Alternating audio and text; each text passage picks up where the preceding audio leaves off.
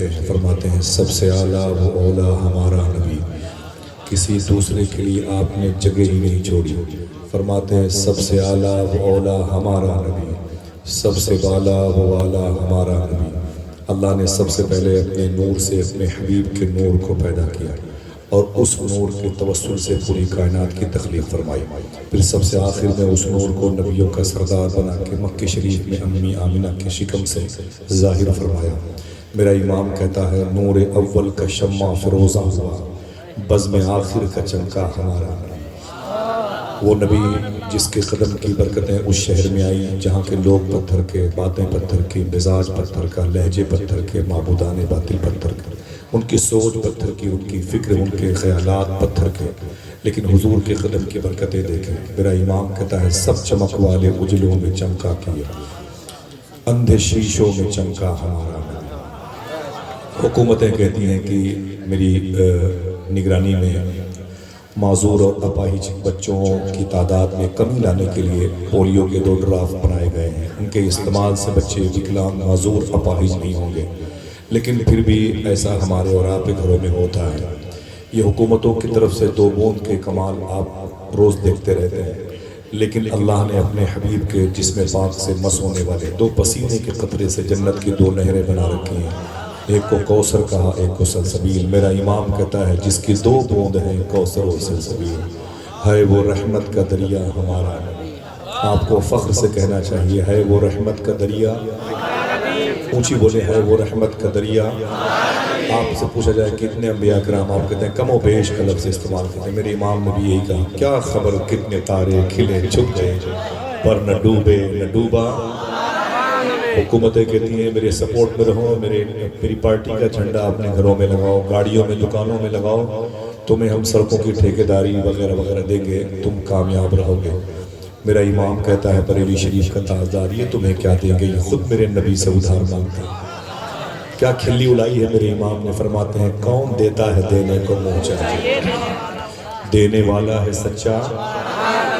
جب ایک شخص کی دوسرے شخص سے کمپیرنگ ہوتی ہے نا، تقابل ہوتا ہے، موازنہ کیا جاتا ہے، تو ایک کو نیچے لایا جاتا ہے، ایک کو اوپر۔ فلاں ڈاکٹر کی اوقات کیا ہے، فلاں جج کی اوقات کیا ہے، ایک کو نیچے گرا دیا جاتا ہے، ایک کو اوپر رکھا جاتا ہے۔ لیکن جب میرے بریلی کے تاجدار نے کمپیرنگ کی، تقابل کیا، موازنہ کیا، تو کسی نبی کی شان میں ذرہ برابر نقص بھی دیکھنے کو نہ ملا۔ آپ فرماتے ہیں سارے اونچوں میں اونچا سمجھیے ہے اس اونچے سے اونچا۔ یہ حضور صلی اللہ تعالی علیہ وسلم کی صفت ہے، خوبیاں ہیں، جسے آپ اپنی زبان میں کوالٹیز کہتے ہیں۔ یہ حضور کی خوبیاں ہیں، سمجھ رہے ہیں، بڑے حسین ہیں، بڑے جمیل ہیں، سب سے اچھے ہیں، رسولوں کے سردار ہیں، سب سے آخر میں نبیوں کے سردار بن کے آئے۔ میرا امام انکساری کے طور پر ترابی صفت لیے ہوئے کہتا ہے میں گنہگار ہوں۔ تو حضور کے اندر جو کوالٹی ہے، کیا ایسی کوئی کوالٹی حضور کے اندر ہے کہ وہ گنہگاروں کے کام آ جائیں؟ پھر اپنی ذات کو تسلی دیتے ہیں، فرماتے ہیں غم زدوں کو رضا مزدہ دیجئے کہ ہے بے کسوں کا سہارا۔ جہاں حضور کے اندر اتنی خوبیاں پائی جاتی ہیں، وہاں ایک خوبی یہ بھی ہے جس کا کوئی ساتھ نہ دے اس کا آمنہ کا لال ساتھ دیتا ہے۔ بڑے ادب اور احترام کے ساتھ استاذ الاساتذہ حضور مفتی علیم الدین شاہ صاحب اللہ کی موجودگی ہے اور بڑی خوشی ہے۔ میں یہ جو بیلٹ ہے بنگال کا، یہ پنڈوا شریف کے سرکاروں کے نام سے منسوب ہے۔ مجھے بڑی خوشی ہوتی ہے کلکتہ اور ہاوڑہ شہر میں جو بڑے بڑے بزرگ دین ہیں ان کے توسل سے میں بہت کم آ پاتا ہوں، پورے سال میں کبھی 2-4 مرتبہ لوگ دعوتیں دیتے ہیں جاروب کشی کی، لیکن یہ شرف میرے حصے میں نہیں آنے پاتا۔ میں ایسے ہی کہیں دور کسی نہا خانے میں بیٹھ کے تھوڑی دیر باتیں کر کے اپنی رات کو صبح کے دامن میں پیوست کر دیتا ہوں۔ لیکن محترم مختوم گرامی حاجی ذاکر حسین صاحب قبلہ کی محبت تھی اور بالخصوص نایاب بھائی کا بڑا پریشر تھا کہ بڑے مخلص لوگوں سے ملاقات کا شرف حاصل ہو سکتا ہے، آپ ایک سفر کر لیں۔ تو پھر میں نے سرخم کر کے آپ سب کی سماعتوں کی دہلیز پر اپنی آمد کا چراغ روشن کیا ہے۔ یہ چراغ سحری ہے، بہت دیر تک ٹکے گا نہیں، لیکن آپ کی آنکھوں کی روشنی سلامت رہے، یہ چراغ سحری ہمیشہ دعا کرتا رہے۔ میں ایک مسافر ہوں، ابھی ہوں چلا جاؤں گا۔ میری پہچان وہی ہے جو میرے بڑے بھائی نظامت کی دنیا میں بہت ہی معتبر نام، یوں کہیے سب سے معتبر نام، شاعری اور نظامت دو الگ الگ چیزیں ہیں، لیکن کبھی کبھی سوچا جاتا ہے کہ ان کی شاعری اچھی ہے یا نظامت، تو پھر لگتا ہے کہ دونوں کا مقابلہ کوئی تیسرا نہیں کر سکتا۔ اللہ نے وہ لہجے میں پریشر دیا ہے، وہ لوگوں کو اٹھانے کی صلاحیت دی ہے، بڑوں کی تعداد میں اضافے کا سبب بن گئے، بڑی کی سماعتیں مشاعروں میں آنے لگی۔ میرے بڑے بھائی محترم نقیب اہل سنت محترم حسن رضا اطہر صاحب قبلہ، مجھے خوشی ہے، اللہ کا شکر ہے کہ میں نے بہت ساری راتیں، مہینے، شب، سال ان کے قدم کے نیچے گزارے ہیں شہر الہ آباد میں، جسے حضور غوث العالم منور شاہ الہ آبادی کا دیار کہا جاتا ہے۔ وہیں سے ایک دوسرے کے قریب بیٹھ کر کے فکر رضا کی بصیرتوں کے شامیانے کے نیچے بیٹھنے والے مسافروں کے بھیڑ کو دیکھنے کی خواہشوں کی دعائیں مانگی گئی تھی۔ آج ہم سب یہاں پر حاضر ہیں، میرے شیخ حضور تاج الشریعہ سرکار نہ رہے، لیکن میرے شیخ نے فرمایا نا کہ جو پیا کو بھائی اختر وہ سہانا راگ ہے، جس سے ناخوش ہو پیا وہ راگنی اچھی نہیں۔ تو مجھے بڑی خوشی ہے کہ اپنوں اور اپنوں کی خوشنودی کا سامان، ان کی تزکیہ نفس اور تطہیر قلبی کا سامان بنے۔ نائب منظر صاحبان نے ان کی نظامت میں مولانا انار الشیخ صاحب جو یہاں کے خطیب و امام ہیں، میں سب کو باری باری ممبر کے علماء کو ان کی قدم بوسی کرتے ہوئے مبارکباد پیش کرتا ہوں۔ میں اس لائق نہیں ہوں، میں دعا کریں اللہ میرا ایمان پر خاتمہ کر۔ میں مفتی نہیں ہوں، میں ڈاکٹر نہیں ہوں، میں علامہ نہیں ہوں، سب کچھ ہو سکتا ہوں، بس ایمان پر خاتمہ ہو جائے بس، ٹھیک ہے۔ میں برائے مہربانی میں اپنے تمام بڑوں سے گزارش کروں گا کہ میرے ساتھ ایسا نہ کیا کریں۔ موسم جب گرم تھا تو ایک شخص نے کہا تھا کہ حبس امس کا ماحول تھا، لوگ گھٹن محسوس کر رہے تھے، تو اس نے کہا حبس نکلے دل مستر سے بلائیں جائیں۔ بیٹھے رہیے گا، جب مجھے ضرورت ہوگی تو آپ کی سماعتوں کو بلاؤں گا انشاءاللہ۔ حبس نکلے دل مستر سے بلائیں جائیں، کھڑکیاں کھول مدینے سے ہوائیں آئیں۔ حبس نکلے دل مستر سے بلائیں جائیں، کھڑکیاں کھول مدینے سے ہوائیں آئیں۔ ملک الموت بھی آئیں تو یہ کہہ دیں ان سے محفل ذکر نبی ہے نہ اٹھائیں جائیں۔ ملک الموت بھی آئیں تو یہ کہہ دیں ان سے، ملک الموت بھی آئیں تو یہ کہہ دیں ان سے محفل ذکر نبی ہے نہ اٹھائیں جائیں۔ محفل ذکر نبی ہے نہ اٹھائیں جائیں، ابر رحمت کی طرح ان پہ جوانی آئے، لوریاں جن کو درودوں کی سنائیں مائیں۔ ابر رحمت کی طرح ان پہ جوانی آئے، لوریاں جن کو درودوں کی سنائیں مائیں۔ نثری گفتگو کروں گا انشاءاللہ، آپ بہت بہت شکریہ صاحب۔ اب آپ سب بیٹھے رہیے گا جب تک اشارے ہوں گے، آپ سب کے قدم کے نیچے میں بیٹھا رہوں گا، علماء کے پیروں کا دھون پیتا رہوں گا انشاءاللہ۔ اگر اجازت دے تو سلام کروں، پھر درود پڑھتے ہیں، تھوڑی سی باتیں حضور کی کرتے ہیں انشاءاللہ۔ کوئی پیغام وغیرہ دینا نہیں ہے، بس صرف ذکر کرنے کی خواہش ہوتی ہے، اپنے بزرگوں کی، آقا کریم کی، سید الکونین صلی اللہ علیہ وسلم کے ذکر کی خواہش ہوتی ہے۔ الحمدللہ رب العالمین۔ ایک مرتبہ شریف میں اپنے بھائیوں سے سننا چاہتا ہوں جو سیدنا شیخ کے حوالے سے ماشاءاللہ حضور غوث پاک کی بات ہے، حضور غوث پاک کا فیضان تو یہ ہمیں ہمارے پیر خانہ بریلی شریف سے ملا ہے ماشاءاللہ۔ جو سب سے بڑی دولت ملی ہے اعلیٰ کی بارگاہ سے، وہ غوث پاک کی محبت ہے۔ اللہ تعالیٰ اس نعمت کی چادر کو اور کشادہ فرمائے، اللہ کا شکر ہے۔ ابھی تقریباً نومبر کے پہلے والے ہفتے میں بغداد شریف سے واپسی ہوئی ہے، اور پھر انشاءاللہ 1.5 مہینے کے بعد حضور غوث پاک نے چاہا تو بغداد جانا ہوگا۔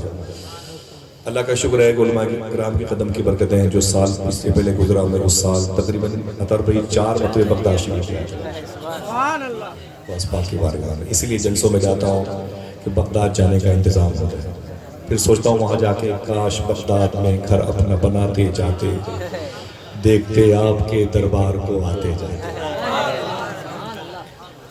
واپس ہو رہا تھا تو مجھے راہت کا شعر یاد آ رہا تھا اس زمین پہ، اس نے کہا تھا ہاتھ خالی ہے تیرے شہر سے جاتے جاتے، جان ہوتی تو میری جان لٹاتے جاتے۔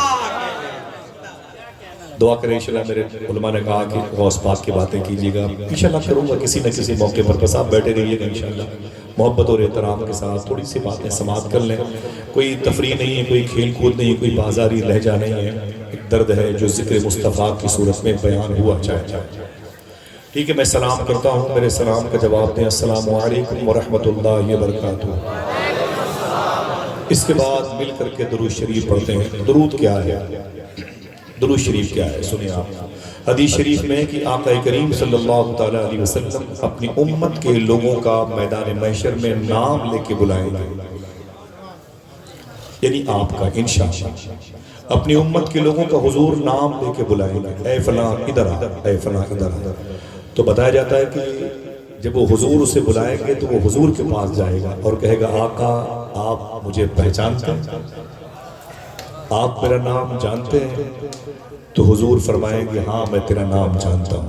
تو وہ کہے گا آقا آپ تو 1400 سال پہلے آئے تھے اور میں 1400 سال کے بعد بنگال کی زمین پر آیا تھا، آپ میرا نام کیسے جانتے ہیں؟ تو حضور مسکرا کے فرمائیں گے جب تو اپنے گھر میں شہر میں مجلسوں میں میرے نام پر درود پڑھتا تھا تو وہ درود جب فرشتے لے کے آتے تھے تو تیرا نام بھی ساتھ میں چلا آیا۔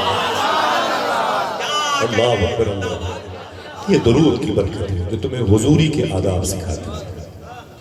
آپ درود پڑھ کے اپنی بیوی اپنے بچوں کی نگاہ سے چھپ سکتے ہیں لیکن صاحب درود کی نگاہ سے نہیں چھپ سکتے۔ واصف علی واصف سے پوچھا گیا درود پڑھنے کی شرط کیا ہے؟ سنیے گا توجہ سے، جس کا جہاں دل نہ لگے دل چھوڑ کے چلا جائے، ٹھیک ہے؟ پوچھا گیا کہ درود پڑھنے کی شرط کیا ہے؟ دیکھیں تو واصف علی واصف فرماتے ہیں درود پڑھنے کی ایک شرط ہے۔ کتنی؟ کوئی ایک آدمی بولے ایک شرط ہے۔ پوچھا گیا وہ ایک شرط کون سی ہے؟ تو واصف علی واصف فرماتے ہیں درود پڑھنے کی جو ایک شرط ہے وہ یہ ہے کہ درود پڑھنے والا اور جس پر درود پڑھا جائے دونوں کا زمانہ ایک ہونا چاہیے۔ سمجھ رہے ہیں؟ یہ شرط، میں نے آپ سے سلام کیا، میں بھی تھا اور آپ بھی تھے، دونوں تھے کہ نہیں تھے؟ تو سلام کرنے کے لیے دو کا ہونا ضروری ہے، آپ کا بھی اور میرا بھی، ٹھیک؟ ایسے ہی درود پڑھنے کے لیے آپ کا بھی ہونا ضروری ہے اور حضور کا بھی ہونا ضروری ہے۔ کہا درود پڑھنے کی شرط ایک یہی ہے کہ جس کو درود، جس کی بارگاہ میں درود پیش کیا جائے اس کا بھی ہونا ضروری ہے اور درود پڑھنے والے کا بھی۔ اس نے کہا تو اس کا مطلب ہے کہ ہم درود نہ پڑھیں، اس لیے کہ ہم تو حضور کے زمانے میں نہیں تھے۔ تو واصف صاحب فرماتے تم نے سچ کہا، تم حضور کے زمانے میں نہیں تھے، لیکن یہ بھی حقیقت ہے حضور تو تیرے زمانے میں ہے۔ یہ بھی حقیقت ہے کہ حضور تو تیرے زمانے میں ہے۔ کہا حضور اس زمانے میں ہے، ثبوت کیا ہے؟ کہا چاند چمکتا ہے، یہی اس بات کا ثبوت ہے کہ حضور ہے۔ سورج نکلتا ہے، یہی اس بات کا ثبوت ہے کہ کوئی ہے جس کی وجہ سے نکلتا ہے۔ بغیر کسی کھمبے، بغیر کسی پلر کے اللہ نے آسمان کو روک رکھا ہے، اس کا مطلب کوئی ہے جس کی وجہ سے روک رکھا ہے۔ زمین کا بیلنس قائم ہے، اس کا مطلب کوئی ہے جس کی وجہ سے قائم ہے۔ پتہ چلا حضور کائنات کی جان ہے، بقول فاضل بریلوی جان ہے تو جان۔ کیا کہا شاعر نے؟ ہٹ جائیں اگر رسول خدا درمیان سے، لاکھوں بلائیں ٹوٹ پڑیں آسمان۔ یہی سوال حضور سیدی اشاہ صوفی سلطان میاں شاہ صاحب اللہ سے کیا گیا، درود پڑھنے کا طریقہ کیا ہے؟ بیٹھے رہیے، درود پڑھنے کا طریقہ کیا ہے؟ پھر سے ریورس کرو، درود پڑھنے کا طریقہ کیا ہے؟ تو صوفی صاحب فرماتے ہیں درود پڑھنے کا ایک طریقہ۔ پوچھا گیا وہ کیا؟ آپ فرماتے ہیں کہ ایسے درود پڑھو جو طریقہ، ایسے درود پڑھو جیسے فرمایا حضور نے تم نماز پڑھو، یہی طریقہ درود پڑھنے کا ہے۔ پوچھا گیا وہ کیسے؟ کیا طریقہ ہے درود نماز پڑھنے کا؟ تو آپ فرماتے ہیں حضور نے ارشاد فرمایا ایسے نماز پڑھو یا تم خدا کو دیکھ رہے ہو یا خدا تمہیں دیکھ رہا ہے۔ پھر فرماتے ہیں ایسے ہی درود پڑھو یا تم نبی کو دیکھ رہے ہو یا نبی تمہیں۔ حاضر باش ہونے کی نشانیاں ہیں۔ تمہارے شہر سے جو مدینے کا ڈسٹنس فاصلہ ہے 3,500-4,000 کلومیٹر کا، یہ درود ختم کر دیتا ہے۔ تمہاری غربت، تمہاری مفلسی کا مذاق اڑانے والوں کی آنکھوں کی روشنی چلی جاتی ہے اور تمہاری آنکھوں میں اضافہ ہوتا ہے درود پڑھ کر۔ وہ بچیاں جن کی شادی نہیں ہوتی ہے، اچھے رشتوں کے منتظر ہوتی ہیں، درود پڑھ کر کے عرش اعظم پہ معراج کی رات سیر کرنے والے نبیوں کے سردار، رسولوں کے سردار، وہ سرور کشور رسالت جو عرش پر جلوہ گر ہوئے تھے، عرش اعظم کے دولہا کی محبت بھری نگاہوں کی دسترس میں وہ مقید ہو جاتی ہے۔ یہ درود کا کمال ہے۔ آپ ہو کہیں بھی درود پڑھ کے حضور کی بارگاہ میں جا سکتے ہیں، آقا کریم کی بارگاہ میں حاضر ہو سکتے ہیں۔ اب ایک بات سنیں اس کے ثبوت کے طور پر، بھائی جان ایک منٹ بیٹھے، بچے خاموش ہیں. ٹھیک. اب درود کا کمال دیکھیں. یہ باتیں میں نے بتائی حدیث شریف کی، واصف صاحب کی اور صوفی صاحب کی. درود اگر کسی نے اپنے گھر میں پڑھا تو پھر اس کا رزلٹ کیا ملا؟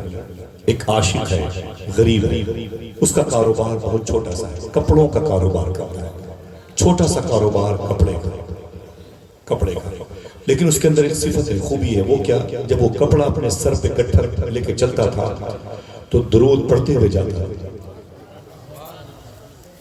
کوئی پوچھتا کیا بیچتے ہو تو پہلے درود پڑھتا تھا، پھر بتاتا تھا کہ کپڑے بیچتے ہیں. قیمت کتنی ہے تو درود پڑھ کے اس کی قیمت بتاتا تھا. جب پیسوں کا لین دین ہوتا درود پڑھ کے ہوتا. کپڑے کو طے کرتا، سمیٹتا تو درود پڑھ کر کے، واپس گھر آتا تو درود پڑھ کے واپس آتا. سونے سے پہلے بستر پر حضور کو یاد کر کے سوتا تھا، درود پڑھ کے سوتا تھا. اٹھنے کے بعد وضو کر کے حضور پر درود پڑھتا تھا. ایسے ہی ماہوں سال مہینے شب گزرتے رہے. وہ کہتا ہے کہ ایک دن میں اپنے گھر میں سو رہا تھا، درود پڑھ کے سویا تو میرے خواب میں حضور تشریف لائے. صرف اتنا مجھے بتا دیں کہ حضور آ سکتے ہیں کہ نہیں؟ جس کا عقیدہ ہے ذرا زور سے بولے، آ سکتے ہیں کہ نہیں؟ آ سکتے ہیں. تبھی تو آپ نے دعا مانگی ہے، سنا ہے آپ ہر عاشق کے گھر تشریف لاتے ہیں. میرے گھر میں بھی ہو جائے چراغاں، اونچی بولے، میرے بھی گھر میں ہو جائے چراغاں یا رسول اللہ. لیکن افسوس یہ ہے کہ ہم موبائل کے سہارے سے سوتے ہیں. رات کے 1 بجے بیوی کے کمرے سے، بہو کے کمرے سے، بیٹے کے کمرے سے، بیٹیوں کے کمرے سے گانے بجانے کی آواز آتی ہے. باپ نے مسجد میں دعا مانگی ہے، سنا ہے آپ ہر عاشق کے گھر تشریف لاتے ہیں. میرے بھی گھر میں ہو جائے چراغاں یا رسول اللہ.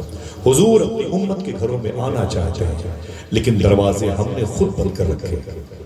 صوفی صاحب فرماتے ہیں کہ تمہارے ہاتھوں میں موبائل رہتا ہے، رات کے 2 بجے 3 بجے تک تم موبائل کی اسکرین پر فلمیں، ناچ گانے دیکھتے رہتے ہو، حضور کو یاد بھی نہیں کرتے. انگلیاں تھک جاتی ہیں، موبائل گر جاتا ہے، تم سو جاتے ہو. صوفی صاحب کہتے ہیں تم تو سو جاتے ہو لیکن رات بھر مدینے والے آقا تیرے درود کا انتظار کرتے ہیں. سمجھ رہے ہیں آپ؟ وہ کہتا ہے کہ میرے خواب میں حضور تشریف لائے. ذرا محبت سے کہہ دیں سبحان اللہ. بغیر دیکھے درود پڑھتا تھا، اب تو دیکھ لیا تو خاموش کیسے رہے. کہتا ہے اب دیکھا تو حضور کو تو درود یاد آیا. حضور کی پیشانی دیکھی، حضور کے لب دیکھے، حضور کے رخسار دیکھے، حضور کا زقن مبارک، حضور کی چشم نور دیکھی، سماعت نور دیکھی، زلف اختر دیکھی. سبحان اللہ. تیرا حسن میری نگاہ میں بخدا خدا کی کتاب ہے، تیری بندگی تو الگ رہی، تجھے دیکھنا بھی ثواب ہے. وہ کہتا حضور کو دیکھا تو میں دنگ رہ گیا، میں درود پڑھنے لگا. جب میں نے درود پڑھنا شروع کیا تو حضور نے کیا کیا؟ دیکھنا کتنے لوگ سبحان اللہ کہتے ہیں.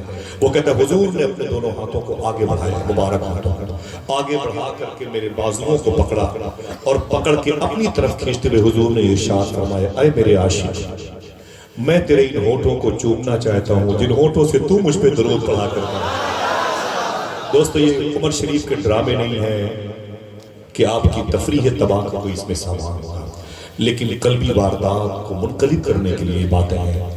نہیں سمجھ میں آئیں گی پھر بھی آپ کو اس کا ذکر لذتیں عطا کرے گا، آپ کو مٹھاس کا احساس. سمجھ رہے ہیں؟ نہیں سمجھ میں آئے گی پھر بھی بیٹھے رہیے گا تھوڑی دیر کے لیے. حضور نے کیا فرمایا؟ میں تیرے ان ہونٹوں کو چومنا چاہتا ہوں جن ہونٹوں سے تو مجھ پر درود پڑھتا ہے.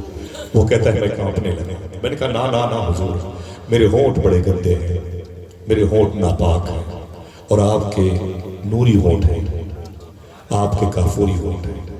اگر کبھی حضور کا کرم ہو جائے، حضور نظر آ جائے تو پھر اعلیٰ حضرت سے اجازت لے کے یہ کہہ دینا، پتلی پتلی گلے قدس کی پتلیاں ان لبوں کی نزاکت پہ. ہاں وہ کہتا ہے کہ حضور کو دیکھا تو میں کانپنے لگا. میں نے کہا نا نا حضور، میرے ہونٹوں کو نہ چومیں. میرے آقا فرماتے نہیں، میں تیرے ہونٹوں کو چومنا چاہتا ہوں. وہ کہتا ہے میں کانپنے لگا. میں نے کہا جبریل کو جگانا ہوا تو انہوں نے اپنی پیشانی آپ کے تلوے سے مس کی تھی. آپ کا اتنا بڑا مرتبہ ہے. میرے گناہگار ہونٹوں کو آپ نہ چومیں. حضور فرماتے نا نا میں تیری ہونٹوں کو چوموں گا.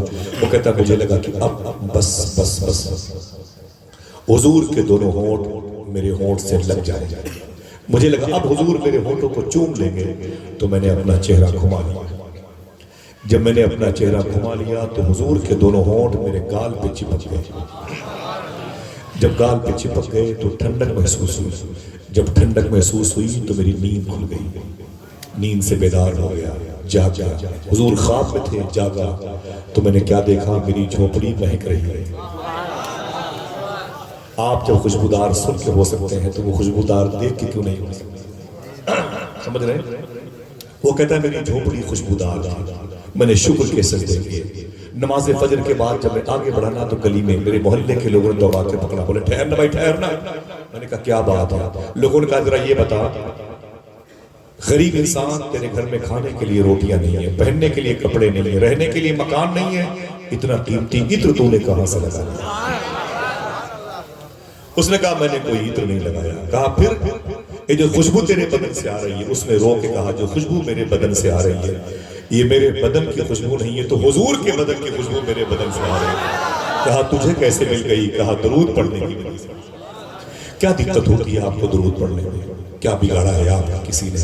کیا بگاڑا ہے؟ صوفیہ نے جن میں درود کے فضائل بیان کی، سب کچھ کرتے حضور کو یاد نہیں کرتے ہو، قبر کے چراغ کا انتظام نہیں کرتے، میدان محشر کی رسوائیوں کے بیچ میں آپ کو عزت دینے والا کون ہے؟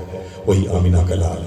دل سے دعا کرو جب اپنے کاروبار کے لیے نکلا کرو تو باوضو نکلا کرو انشاءاللہ۔ سمجھ گئے نا؟ جب گھر سے نکلا کرو تو وضو بنا کے نکلا کرو، بائک پر بیٹھے تو درود پڑھتے ہوئے نکلا کرو انشاءاللہ۔ بولے 10 مرتبہ ہی صحیح حضور کو یاد کر لیا گیا، جس نے پوری زندگی آپ کے آنے سے 1400 سال پہلے آپ کو یاد کیا ہے، اس کو آپ آنے کے بعد ایسا بھولے ہیں؟ یہ کون سی محبت ہے بھائی؟ دعا کرو کہ یہ دل حضور کی محبت کا ATM بن جائے، آمین کہہ دو۔ بڑے ادب اور احترام کے ساتھ درود شریف آواز بلند پڑھیے گا، تھوڑی سی بات کروں گا انشاءاللہ۔ اللہم صلی علی سیدنا و شفیعنا و نبینا و مولانا نورک محمد وعدتہ وبارک وسلم بعدد کل معلوم لک۔ میرے آقا صلی اللہ علیہ وسلم نے قرآن شریف کی آیت تلاوت فرمائی، محمد رسول اللہ، محمد اللہ کے رسول ہیں۔ اونچی بولے محمد اللہ کے رسول، سب کی آواز آنی چاہیے، محمد اللہ کے رسول ہے۔ کئی باتیں چھپی ہوئی ہیں، ایک وہ جو محمد ہیں انہیں ایسا مت سمجھنا کہ صرف امی حلیمہ کی بکریاں چلاتے ہیں، سمجھ رہے ہیں؟ وہ اللہ کے رسول ہیں، سمجھ رہے ہیں؟ اور ایک فرماتے ہیں صوفی صاحب اللہ کہ وہ تھے نہیں، جن کے عقیدے سلامت ہیں اونچی بولے محمد اللہ کے رسول ہیں۔ تیسری بات یہ ہے، اس بات کا اشارہ کرتا ہے کہ جیسے آپ ہیں تو نظر آ رہے ہیں، مفتی صاحب قبلہ ہیں تو نظر آ رہے ہیں، علماء ہیں تو نظر آ رہے ہیں، عطر بھائی ہیں تو نظر آ رہے ہیں، آپ کے سر پہ ٹوپی ہے تو نظر آ رہی ہے، اسکرین نظر آ رہا ہے، حضور ہیں اگر یہ اعتقاد میں شامل ہے تو نظر کیوں نہیں آتے؟ اور آپ نے ہے پر فورس کیا، تو صوفیہ فرماتے ہیں کہ حضور اپنی قیام گاہ میں، کہا حضور کی قیام گاہ کیا؟ تو صوفیہ فرماتے ہیں عاشقوں کا دل ہے، حضور اپنے عاشقوں کے دلوں میں، وہ جو محمد اللہ کے رسول اگر ہے تو اپنے چاہنے والوں کے دلوں میں رہتے ہیں۔ کیا کہا تھا حضور محدث اعظم کی بارگاہ میں؟ بڑے لطیف ہیں، نازک سے گھر میں رہتے ہیں، میرے حضور میری چشم تر میں رہتے ہیں، قیام ان کا نہ فرش زمین عرش بنی، وہ اپنے چاہنے والوں کے گھر گھر سمجھ گئے؟ حضور ہیں، حضور ہیں اپنے عاشقوں۔ یہ عاشق کون ہوتا ہے؟ یہ کیا پیڑ پودوں پہ نازل ہوتے ہیں، یہ بارش کے قطروں میں ٹپکتے ہیں، ساتھ میں زمین سے نکلتے ہیں۔ عاشق کون ہوتے ہیں؟ سنیے گا توجہ سے، یہ مبارک قبیلے سے دو عظیم روحوں کے ملنے پر کبھی کبھی یہ کرم ہو جاتا ہے، جیسے بابا فرید الدین گنج شکر نے کہا، معلوم ہے کون ہے؟ پاک پٹن میں لیٹے ہوئے ہیں، سرکار صابر پاک اور محبوب الہی کے پیر ہیں، نصیر الدین چراغ دہلوی کے دادا پیر ہیں، خواجہ بندہ نواز گیسو دراز کے پردادا ہیں، قطب الدین بختیار کاکی کے یہ لاڈلے مرید اور خلیفہ ہیں، غریب نواز کے پوتے ہیں۔ بابا فرید گنج شکر اپنی ماں کے پاس گئے، بولے امی جان کہا کیا بات ہے بیٹے؟ کہا تیرا فرید بڑے اونچے اسٹیٹس پر آ گیا۔ کہا کیا ہوا؟ کہا جو فرید کو دیکھتا ہے وہ کلمہ پڑھ لیتا ہے، جو بھی دیکھتا ہے وہ کلمہ پڑھ لیتا ہے۔ میری ماں بڑے جلوے ہیں تیرے بیٹے فرید کے۔ ماں نے کہا نا نا نا میرے بیٹے، اس میں تیرا کوئی کمال نہیں ہے۔ کہا پھر؟ کہا جو بھی کمال ہے وہ میرا ہے۔ کہا وہ کیا؟ کہا اگر بچپن میں تجھے میں نے وضو کر کے دودھ نہ پلایا ہوتا تو یہ کمال تیرے اندر ہے۔ تو کسی کو یہ نعمتیں ماں کی شکم کی برکتوں سے ملا کرتی ہے، کسی کو والد کی شب بیداری سے ملا کرتی ہے۔ آقا کریم صلی اللہ علیہ وسلم کا فضل اگر کسی مخصوص آوازوں پر، اجسام پر، اعضاء پر ہوتا ہے تو وہ کون لوگ ہیں؟ جن کے دلوں میں حضور رہتے ہیں۔ توجہ سنیے گا، وہ آپ کے درمیان بیٹھے ہوئے لوگ ہیں لیکن ہمیں نظر نہیں آتے کیونکہ ہم صاحب نظر نہیں ہیں۔ ہماری یہ آنکھ اندر والی یہ بالکل اسے دکھائی نہیں دیتا، ہمیں بس وہ چیزیں دکھائی دیتی ہیں جو دیکھنے میں اجالا کے روپ میں ہے لیکن حقیقت میں وہ اندھیرا ہے۔ سمجھ رہے ہیں؟ وہ عاشق کون ہوتے ہیں؟ جن کے دلوں میں حضور رہتے ہیں۔ سنیے گا، ایک دو باتیں ہوتی ہیں، حضور ہیں نظر نہیں آتے۔ امام جلال الدین سیوطی فرماتے ہیں کہ میں قبرستان کے قریب سے گزرا تو میں نے کیا دیکھا کہ ہر قبر میں مجھے روشنی نظر آئی، ہر قبر میں مجھے روشنی، مجھے نور نظر آئی۔ محمد اللہ کے رسول ہیں۔ مقام کیا ہے؟ عاشقوں کا دل۔ عاشق کیسے ہوتے ہیں؟ سن لیں۔ امام سیوطی فرماتے ہیں کہ میں نے دیکھا کہ حضور کی امت کے لوگ جس قبرستان میں تھے ان میں ہر قبروں میں مجھے نور نظر آیا، روشنی نظر آئی، لیکن ایک قبر میں کچھ زیادہ ہی روشنی نظر آ رہی، ایک قبر نور سے بھری ہوئی۔ میں نے بہت توجہ دی، بہت دیر تک اس کی طرف مخاطب رہا، تو بعد میں نے کیا دیکھا کہ نور کے بادل چھٹے تو مجھے صاحب قبر نظر آیا، مردہ نظر آیا۔ میں نے اس سے سلام کیا، اس نے جواب دیا، نام پوچھا، میں نام بتایا، میں نے کہا یہ بتا اس قبرستان کے سب مردوں کی قبروں میں نور کیوں ہے؟ جواب سنیں گے؟ اس قبرستان کے اس مردے نے کہا، اے امام سیوطی، اس لیے سب کی قبروں میں نور ہے، سب کی قبروں میں حضور آئے تھے۔ اونچی بولیں، سب کی قبروں میں حضور آئے تھے۔ کہا اچھا تیری قبر میں زیادہ نور کیوں ہے؟ تیری قبر میں زیادہ نور کیوں ہے؟ تو وہ کہتا ہے، دیکھنا ہے کتنے لوگ ہیں جو سبحان اللہ کہتے ہیں، وہ کہتا ہے کہ میری قبر میں جو زیادہ نور ہے وہ اس بیس پر ہے، ریجن سبب وجہ یہ ہے کہ میری قبر میں حضور آئے بھی تھے، مسکرائے بھی تھے۔ آئے ذرا محبت سے کہہ دے سبحان اللہ۔ حضور میری قبر میں آئے بھی تھے اور مسکرائے بھی تھے، یوں مسکرائے جان سی کلیوں میں بولے، یوں لب کشا ہوئے کہ گلستان۔ میری قبر میں حضور آئے بھی تھے اور مسکرائے بھی تھے۔ کیا کہتا شاعر نے؟ رخ سے نقاب اٹھاؤ بڑی دیر ہو گئی، ماحول کو تلاوت قرآن کیے ہوئے۔ کہا اچھا یہ بتا تیری قبر میں حضور مسکرائے کیوں تھے؟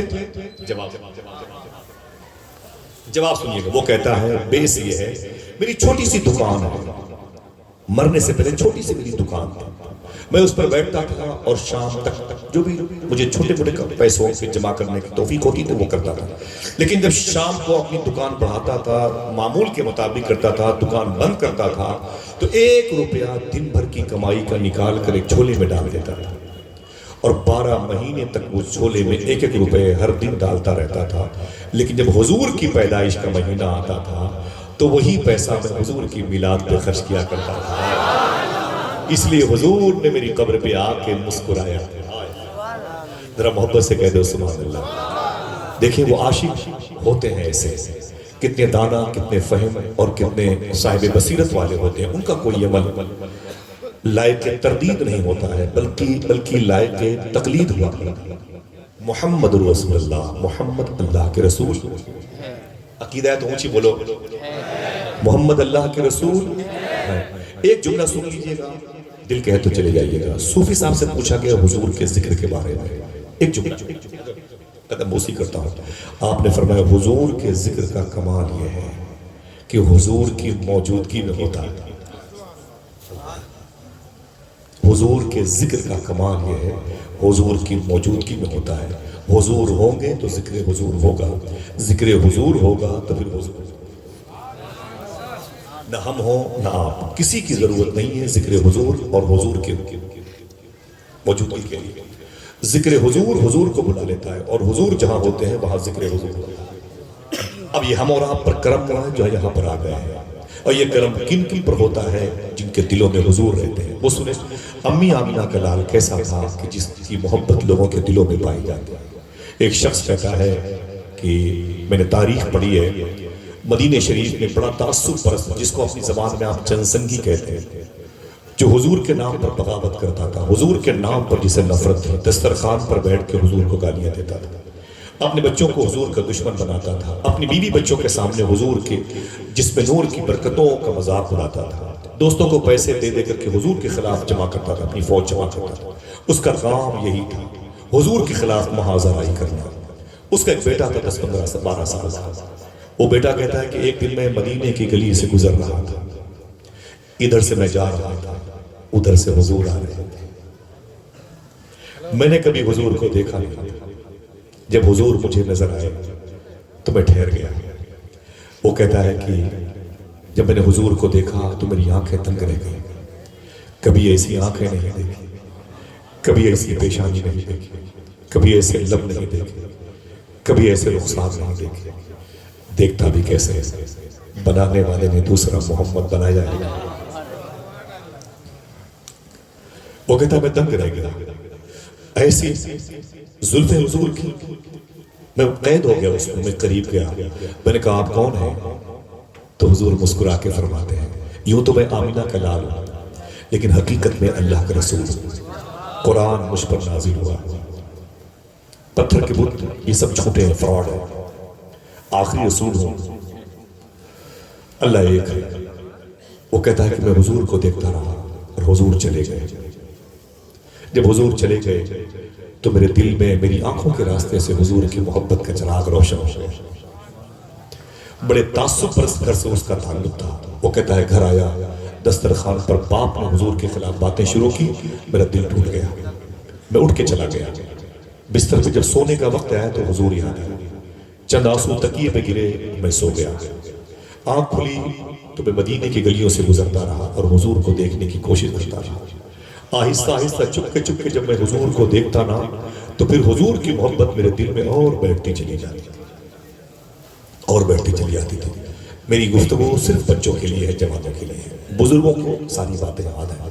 ایسے بیٹھے رہتے، ذرا محبت سے زحمت ہوں تو سبحان اللہ کہتے ہیں۔ وہ یہودی کا بچہ ہے، ہم مسلمانوں کے گھروں پیدا ہوئے، ہماری ماں بہنیں گھر کے برتن سب مسلمان ہونے کا دعویٰ کرتے ہیں۔ وہ یہودی کا بچہ، تعصب پرست گھرانے سے، قبیلے سے اس کا تعلق ہے، لیکن حضور کو دیکھا اس نے تو دل میں حضور آ گئے۔ وہ جو محمد اللہ کے رسول، پتہ چلا اس کے دل میں۔ راتوں کو بستر پہ آتا تو حضور کو یاد کر کے روتا تھا۔ شاعر نے کیا کہا، یا رسول اللہ دن تو ہنس بول کے بچوں کی طرح بیت گئے، رات آئی تو تیری یاد میں رونے نہ دے، سونے نہ دے۔ تڑپتا رہتا تھا اپنے بستر پہ۔ جب زیادہ تڑپ پیدا ہوئی تو اس کا اثر جسم پہ ہونے لگا، بیمار پڑ گیا۔ جب بیمار پڑ گیا نا تو باپ نے بڑے بڑے حکمہ، حکیم، مطب، طبیب، مستشفى ہاسپٹل کے پاس بڑا علاج کیا، لیکن مرض بڑھتا گیا، جو دوا کی۔ سمجھ رہے ہیں آپ؟ وہ بچہ ٹھیک نہ ہوتا۔ ٹھیک کیسے ہوتا؟ یہ عشق رسول کا مرض تھا۔ میرے امام نے کہا تھا، عشق تیرے صدقے جلنے سے چھٹے سستے، جو آگ بجھا دے گی وہ آگ لگائے۔ غالب نے کہا تھا، یہ عشق نہیں آسان، بس اتنا سمجھ لیجیے ایک آگ کا دریا ہے اور ڈوب کے جانا ہے۔ شاعر نے کہا تھا، عشق انسان کو قلندر وہ ولی کرتا ہے، عشق پاگل نہیں پاگل کو ولی کرتا ہے۔ یہ حضور کی محبت ہے، حضور جس کو راس آ جائے، راس آ جائے۔ وہ بچہ کہتا میں تڑپتا رہا، میں تڑپتا رہا، یہاں تک کہ اتنا بیمار ہوا کہ لوگوں کو بتا نہیں پاتا تھا کہ میں بیمار تمہارا ہوں، دوا مانگ رہا ہوں۔ آج اب جوان ہو گئے ہیں لیکن حضور کو یاد نہیں کرتے، جمعہ کے دن 2 رکعت نماز پڑھ کے بھاگ جاتے ہیں۔ یہ بھی نہیں پوچھتے کسی سے خطبے سے پہلے مولانا انوار الشیخ صاحب نے آج تقریر میں کیا بیان کیا، پوچھتے نہیں کہ مفتی صاحب اللہ کا میسج کیا تھا، کچھ نہیں، ہمیں 2 رکعت سے مطلب ہے، پتہ نہیں وضو کر کے صحیح طریقے سے آئے تھے کہ نہیں آئے تھے، کیسے حضور کی محبت ہمارے دلوں میں پیدا ہو گئی۔ عاشق لوگ تھے جن کے دل میں حضور رہتے تھے، چپ چاپ بیٹھے ہوئے تھے۔ کسی نے کہا سنو تو، بولے چپ، بولے کیا بات ہے، بولے مجھے ڈسٹرب نہ کرو، ابھی میں حضور کو یاد کر رہا ہوں۔ سمجھ گئے؟ آج اب توجہ ہی نہیں دیتے حضور کی طرف۔ وہ یہودی کا بچہ، جنسنگی باپ کا ایک ایسا بیٹا جس کے دل میں حضور آ گئے، آنکھوں کے راستے سے دل میں حضور آ گئے۔ ابھی اس نے اپنے مسلمان ہونے کا اظہار نہیں کیا، کیا مطلب؟ اقرار باللسان کی منزل سے نہیں گزرا، لیکن وتصدیق بالقلب کی منزل سے گزر رہا۔ نہیں بتایا کسی کو یہ جو آگ لگی ہے محبت کی، اس کا بیس کیا ہے، اس کا ریجن کیا ہے۔ وہ تڑپتا رہا، بہت علاج کیا اس کے باپ نے، لیکن ٹھیک نہ ہوا۔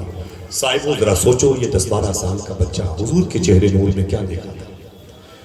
اللہ اکبر، جو اس کا دل ٹوٹ گیا، چکنا چور ہو گیا حضور کی محبت میں، اس کی فکر پر حضور غالب آ گیا۔ وہ بچہ کہتا ہے میں بستر پہ چلا گیا، اب بستر اور مجھ میں کوئی فرق نہ رہا، اس قدر بیمار ہوا، باپ کو یقین ہو گیا کہ میرا بیٹا مر جائے گا، اب بچے گا نہیں، اب میرا بیٹا بچے گا نہیں، اب مر جائے گا۔ تو باپ اپنے بیٹے کی چارپائی کے پاس آیا، کہا بیٹے میں نے تیرا بڑا علاج کیا ہے، شاید تو بچ جا، لیکن تو ٹھیک ہونے کی پوزیشن میں نہیں ہے، تو بچے گا نہیں تو مر جائے گا، اے میرے بیٹے تیری آخری کوئی خواہش ہو تو مجھے بتا دے۔ بچے نے رو کے کہا ابو میری آخری خواہش آپ پوری نہیں کر سکتے۔ باپ نے کہا نا بتا تو صحیح تیری آخری خواہش کیا ہے، اپنی طاقت سے بڑھ کر کے تیری آخری خواہش پوری کرنے کی صحیح کروں گا، کوشش کروں گا۔ بچے نے کہا ابو ناراض نہ ہو تو بتا دوں کہ میری آخری خواہش کیا ہے، دل ہے سینے میں تو اسے رکھیے سنبھال کر۔ باپ نے کہا بول میرے بیٹے تیری آخری خواہش کیا ہے۔ بچے نے کہا ابو ناراض تو نہیں ہو گئے؟ کہا نہیں۔ بچے نے کہا دیکھنا ہے کوئی ایسا عاشق جس کے دل کی آواز پہنچے۔ بچے نے کہا ابو میری آخری خواہش یہ ہے کہ میں مرنے سے پہلے ایک مرتبہ حضور کو دیکھنا چاہتا ہوں۔ دل جس سے زندہ ہے وہ تمنا تم ہی تو ہو، ہم جس میں بس رہے ہیں وہ دنیا تم ہی تو ہو، جو دستگیر ہے وہ تمہارا ہی ہاتھ ہے، جو ڈوبنے نہ دے وہ وسیلہ تم ہی تو ہو۔ ہمارے پاس کیا ہے، سب تو حضور، سب کچھ تو حضور ہے۔ جب اتنا سنا تو باپ ناراض ہو گیا، اوہ تو مسلمانوں کے نبی سے محبت کرتا ہے۔ بیٹا کہتا ہے ابو بحث کا وقت نہیں ہے، روح نکل جائے گی، حضور کو بلا دیجیے، اگر میری آخری خواہش پوری کرنا چاہتے تو بلا دیں مسلمانوں کے نبی کو، میرے آقا کو۔ باپ چلا گیا، غصے میں حضور کی بارگاہ میں آیا، اس نے اے مسلمانوں کے نبی، میرے آقا فرماتے کیا بات ہے؟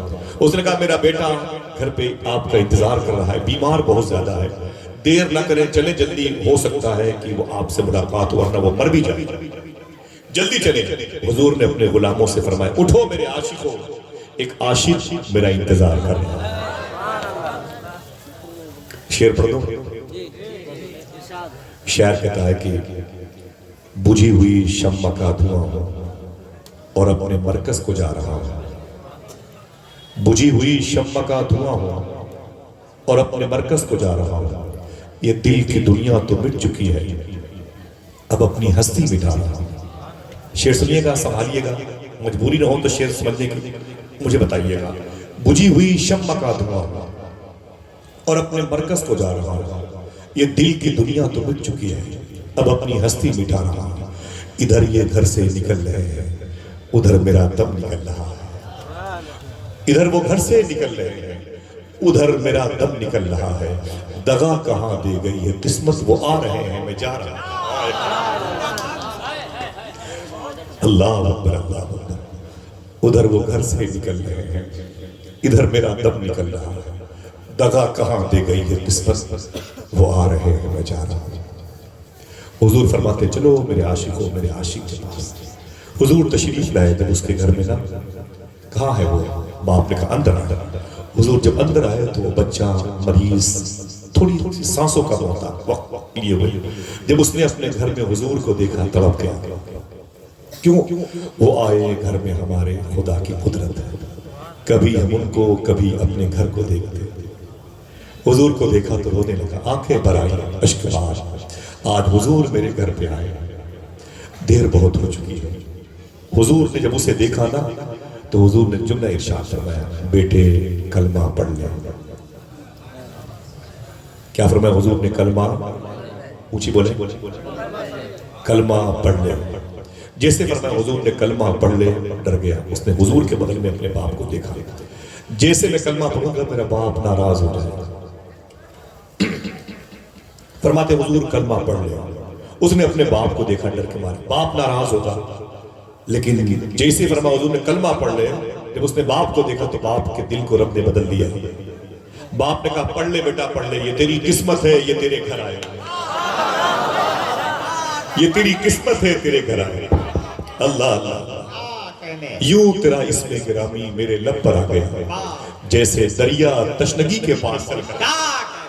پڑھ لے میرے بیٹے پڑھ لے، یہ تیری قسمت ہے، تیرے گھر آئے۔ جیسے اس بچے نے کلمہ پڑھا، حضور اپنا قدم مبارک گھر سے باہر نکالے، جیسے حضور باہر نکلے اس بچے کی روح نکلی۔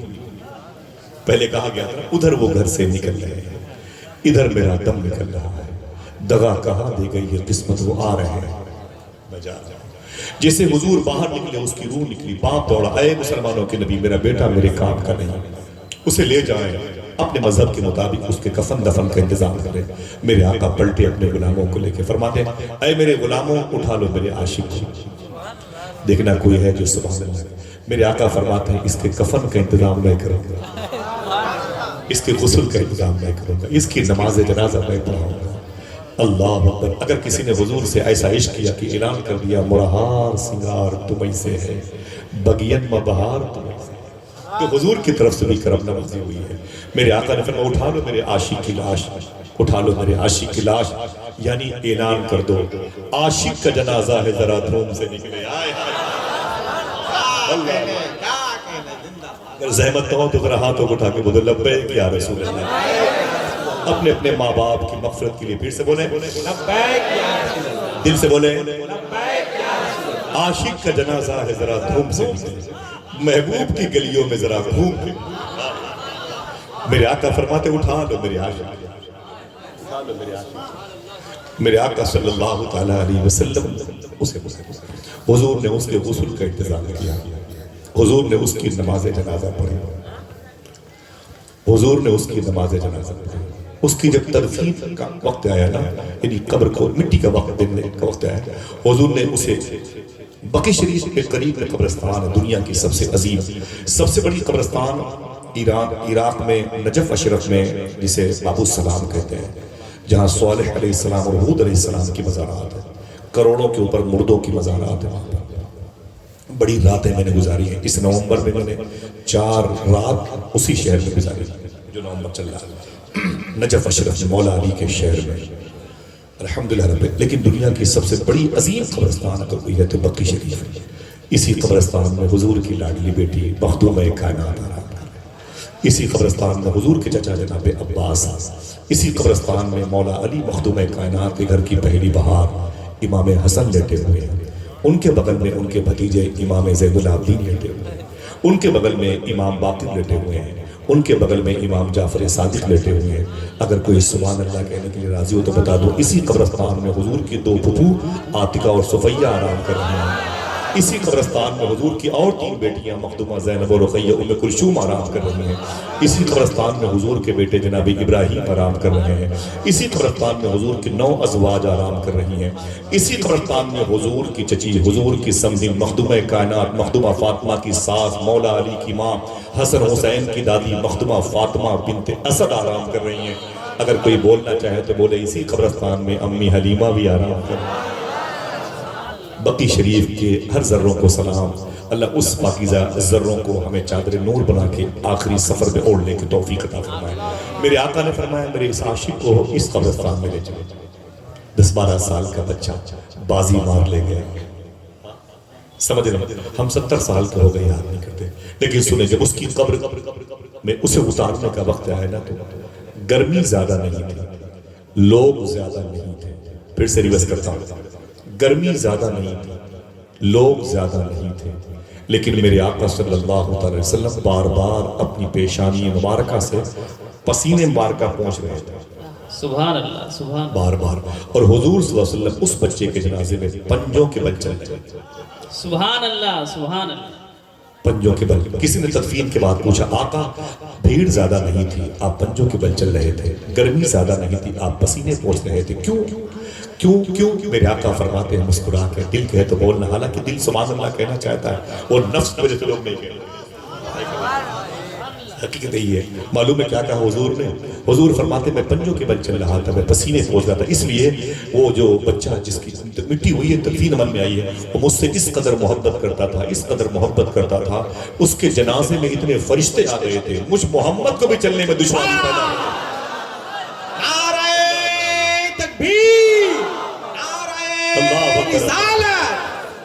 عاشق کا جنازہ ہے ذرا دھوم سے نکلے، محبوب کی گلیوں میں ذرا گھوم کے نکلے، یہ عشق نہیں آسان بس اتنا سمجھ لیجئے، سمجھ رہے ایک آگ کا دریا ہے اور ڈوب جانے کی بات کرتا تو غالب نہ ہوتا، ڈوب کے جانے کی بات، ورنہ ڈوب تو سب جاتے ہیں، ڈوب تو بڑے بڑے فرنیچر جاتے ہیں، ڈوب کے جانے کی بات کی غالب نے، ڈوب کے نکل گئے صدیق اکبر، ڈوب کے نکل گئے فاروق اعظم، ڈوب کے نکلے عثمان غنی، ڈوب کے نکلے مولا علی، اویس کرنی، ڈوب کے نکلے فضیل بن عیاض، ابراہیم دسوقی، احمد بدوی، کبیر احمد رفاعی، سیدنا شیخ عبد القادر، خواجہ پاک، یہ ڈوب کے نکلنے والے لوگ ہیں۔ یہ وہی لوگ ہیں جن کو دیکھ کے لوگ کہتے تھے وہ محمد جو اللہ کے رسول ہیں وہ یہی ہیں، وہ انہی کے دلوں میں رہتے ہیں۔ آج کیا بات ہے، ہمارا دل پاکیزہ نہیں ہے، ہم جہاں بیٹھتے ہیں برائیوں کی باتیں، غیبت کی باتیں، حسد کی باتیں، چغل خوری میں لگے رہتے ہیں، ہمارا دل دوسروں کے انڈر میں چلا گیا ہے، اس لیے ہماری تنہائیاں مسلمان میں رہیں۔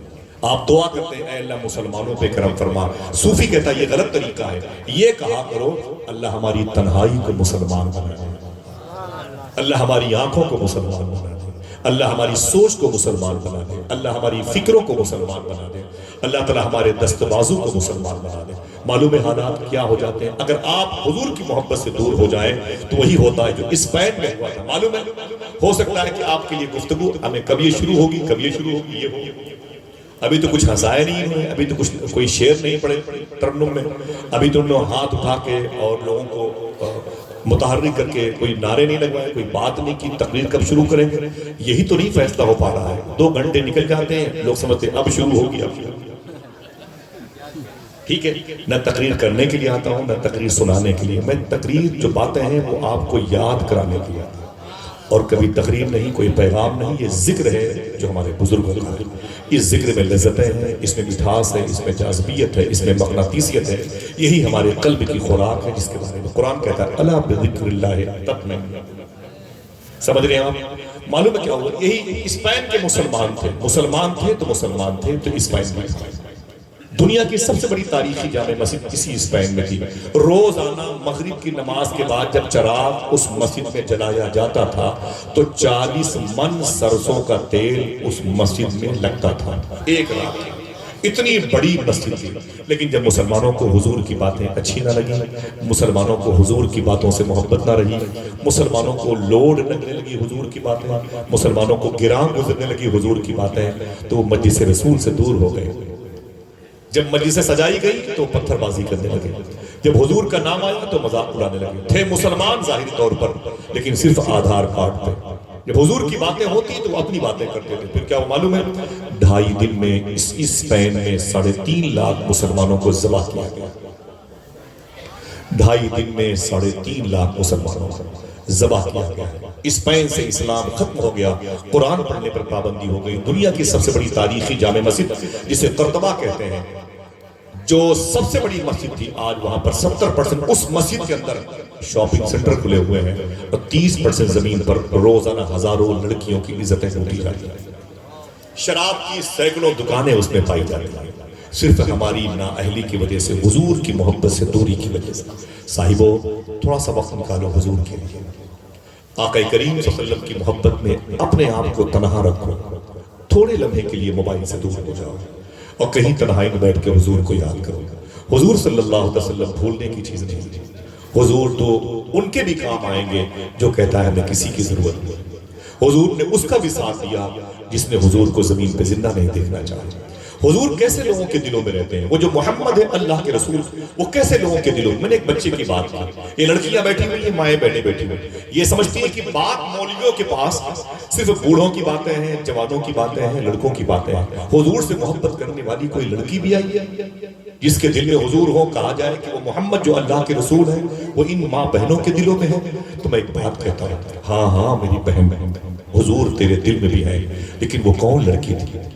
اللہ کے نبی صلی اللہ علیہ وسلم کے انتقال کے بعد امی عائشہ فرماتی ہیں، علامہ سراج صاحب نے اپنی کتاب میں لکھا، ایک لڑکی میرے دروازے پر آ گئی، اس نے زور سے دروازے پہ دستک دی، میں نے کہا کون ہے؟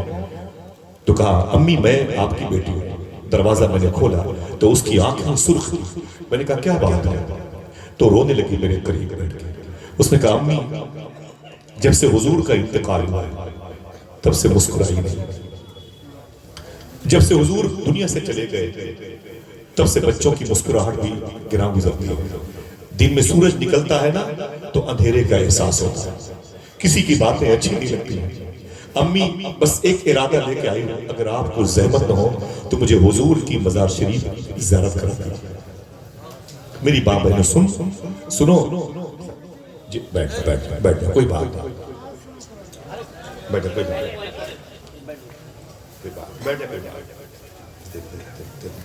بیٹھ جائے، کوئی بات دے ذرا محبت سے کہتے ہیں سبحان اللہ۔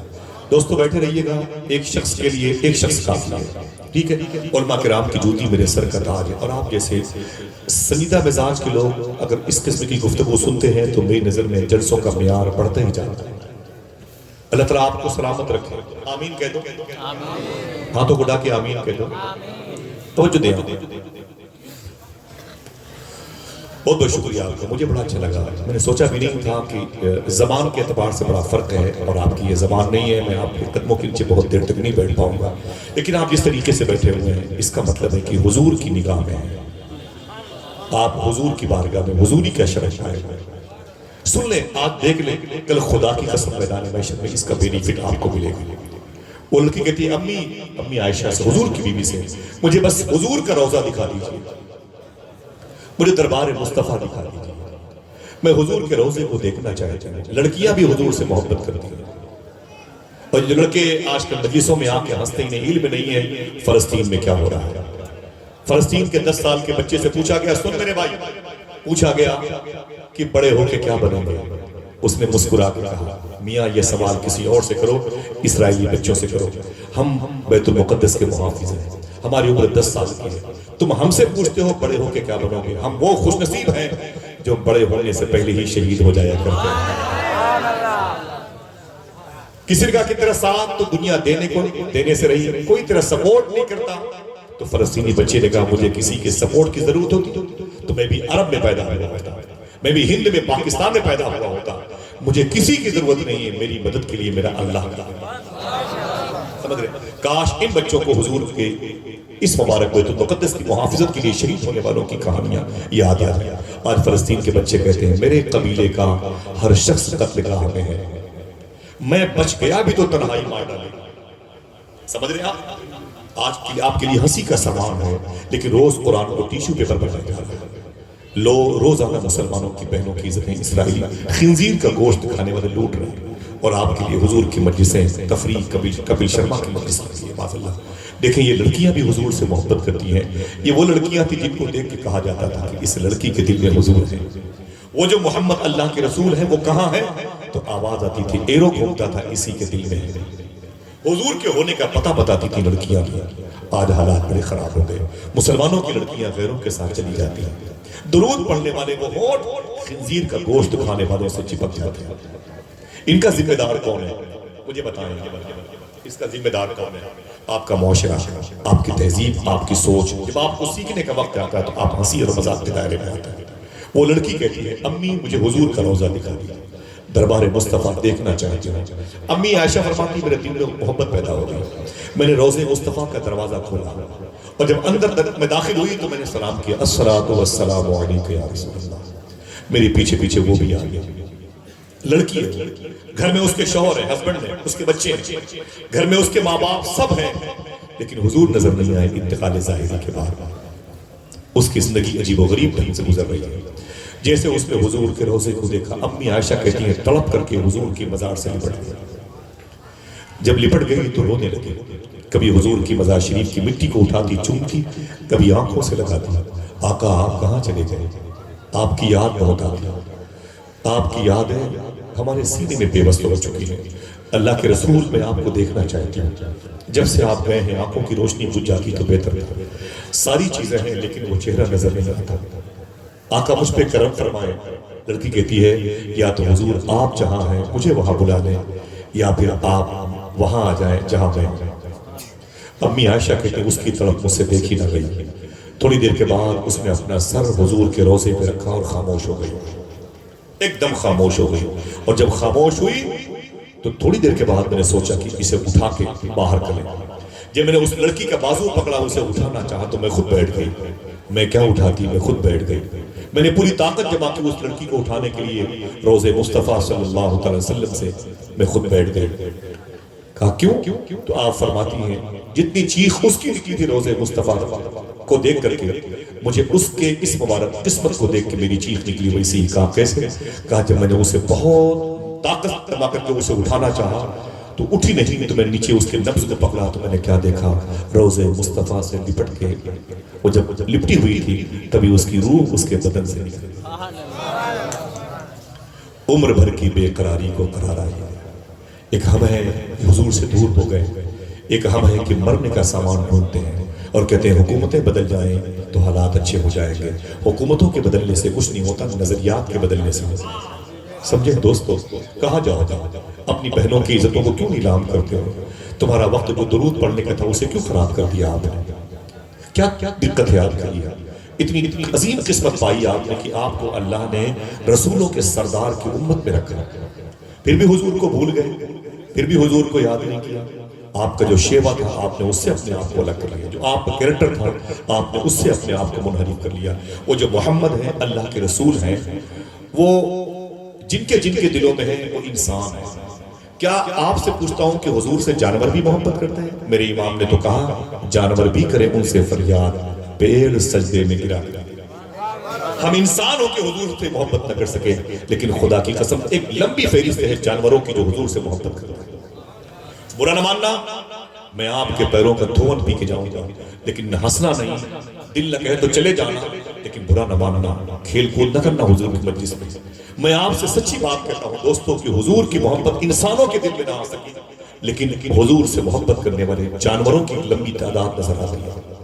اگر اجازت ہو تو بتا دوں کہ حضور ایسوں کے قبیلے میں سے کس کے دل میں بتا دوں آپ کو؟